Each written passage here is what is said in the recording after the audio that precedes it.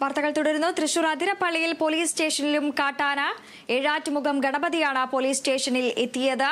പാലപ്പിള്ളിയിലെ ജനവാസ മേഖലയിലും കാട്ടാന ഇറങ്ങി.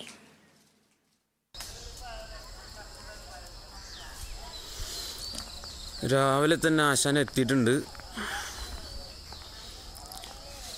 വേറെ കുഴപ്പമൊന്നുമില്ല. ഒരു ഇളനീരിൻ്റെ കൊല, 2 പട്ട.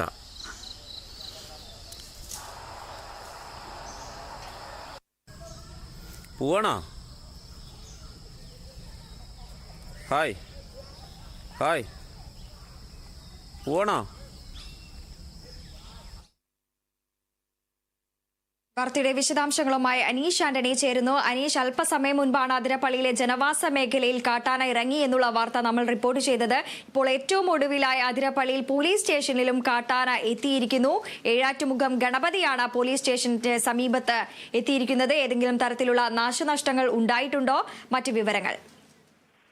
വൃന്ദായി അതിരപ്പള്ളി മേഖലയിൽ 3 കൊമ്പന്മാരാണ് സ്ഥിരം പ്രശ്നക്കാരായിട്ടുള്ളത്. 1 കബാലി, 2 ഏഴാറ്റുമുഖം ഗണപതി, 3ാമത്തേത് മഞ്ഞക്കൊമ്പൻ. ഈ 3 ആനകളിൽ ഈ പോലീസ് സ്റ്റേഷനിൽ എത്തിയത് ഏഴാറ്റുമുഖം ഗണപതി എന്ന് പറയുന്ന ആനയാണ്.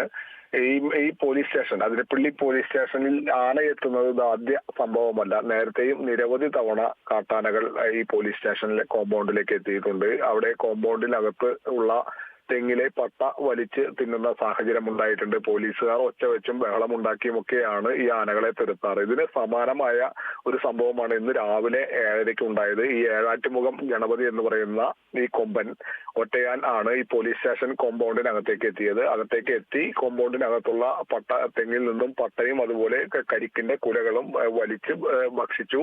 ഇതിനുശേഷം അവിടെ നിലയുറപ്പിച്ച ആനയെ പോലീസുകാർ തന്നെ ശബ്ദമുണ്ടാക്കിയാണ് റോഡ് മുറിച്ച് കടത്തി റോഡിന് എതിർവശത്തുള്ള തോട്ടത്തിലേക്ക് കയറ്റി വിട്ടത്. ഈ അതിരപ്പള്ളി ഞാൻ നേരത്തെ സൂചിപ്പിച്ച പോലെ പോലീസ് സ്റ്റേഷന് നേരത്തെ രാത്രിയിലും അതുപോലെ തന്നെ പുലർച്ചെയും ഒക്കെ ഈ സമാന രീതിയിൽ കാട്ടാന എത്താറുണ്ട്. അവിടുത്തെ തെങ്ങിൽ നിന്നും പട്ട വലിച്ച് ഭക്ഷിക്കുന്ന ഒരു സംഭവമൊക്കെ ഉണ്ടായിട്ടുണ്ട്. പക്ഷെ ഇന്ന് ഇപ്പോൾ എത്തിയത് രാവിലെ 7:30-ക്കാണ് ഈ ഏഴാറ്റുമുഖം ഗണപതി എന്ന് പറയുന്ന ആന എത്തിയിട്ടുള്ളത്. എന്തായാലും ആനയെ പോലീസുകാർ തുരത്തിയിട്ടുണ്ട്. സമീപത്തുള്ള റബ്ബർ തോട്ടത്തിലേക്ക് കയറ്റി വിട്ടിട്ടുണ്ട്. മറ്റ് പ്രശ്നങ്ങളൊന്നും ആന ഉണ്ടാക്കിയില്ല. തെങ്ങിൽ നിന്ന് പട്ടയും അതുപോലത്തെ കരിക്കിന്റെ കുലകളും ഭക്ഷിച്ച ശേഷം ആനയെ തിരികെ ശബ്ദമുണ്ടാക്കി ആന സ്വമേധയ കാട് കയറി പോകുന്ന ഒരു സാഹചര്യമാണ് ഉണ്ടായത്. നേരത്തെ ഈ മേഖലയിൽ നിരവധി തവണ ഈ പോലീസ് സ്റ്റേഷൻ പരിധിയിൽ തന്നെ നിരവധി തവണ കാട്ടാനകൾ ഇറങ്ങിയ വാർത്ത നമ്മൾ ഉൾപ്പെടെയുള്ള മാധ്യമങ്ങൾ കൊടുത്തിട്ടുള്ളതാണ്. ഈ പോലീസ് സ്റ്റേഷന് സമീപത്തുള്ള തോട്ടത്തിലും മറ്റുമായി കാട്ടാനകൾ നിലയുറപ്പിക്കുന്നതും നിത്യ സംഭവമാണ്.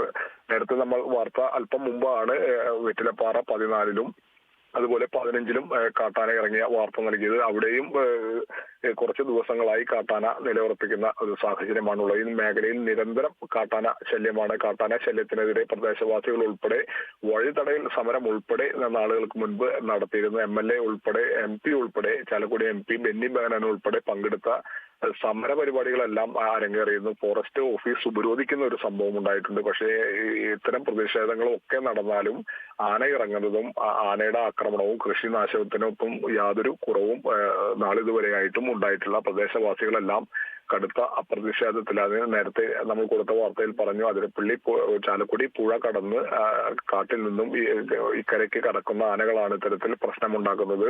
സ്വാഭാവികമായും വനാതിർത്തിയിൽ പുഴയും കാടും ചേരുന്ന അതിർത്തിയിൽ വൈദ്യുത വേലി സ്ഥാപിക്കണം എന്നതുൾപ്പെടെയുള്ള കാര്യങ്ങളാണ് ഈ വനപ്രദേശത്തുള്ള ഈ വന മേഖലയോട് ചേർന്ന് കിടക്കുന്ന കർഷകരുടെയും അവിടുത്തെ തോട്ടം തൊഴിലാളികളുടെയും ഒക്കെ ആവശ്യം. ശരി, അനീഷ് ആന്റണിയാണ് വിവരങ്ങൾ പങ്കുവച്ചത്.